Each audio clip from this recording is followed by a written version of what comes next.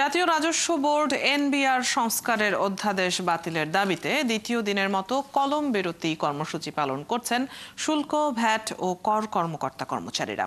সকাল 10টা থেকে ঢাকার এনবিআর ভবন সহ সারা দেশে কাস্টমস, ভ্যাট ও শুল্ক কার্যালয়ে এই কর্মসূচি পালন করা হচ্ছে, যা চলবে বেলা 3টা পর্যন্ত। ক্যাডার ও নন ক্যাডার কর্মকর্তাদের সমন্বয়ে গঠিত এনবিআর সংস্কার ঐক্য পরিষদের ব্যানারে এই কর্মসূচি পালন করা হচ্ছে। সর্বশেষ পরিস্থিতি জানাতে আজ বৃহস্পতিবার বেলা 3টায় সংবাদ সম্মেলনের আয়োজন করেছে এনবিআর সংস্কার ঐক্য পরিষদ।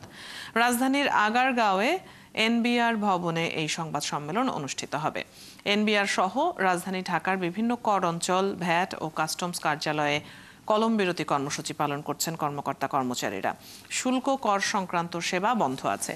এছাড়া চট্টগ্রাম, বেনাপোল সহ বিভিন্ন শুল্ক কর কার্যালয়ে এই কর্মসূচি চলছে।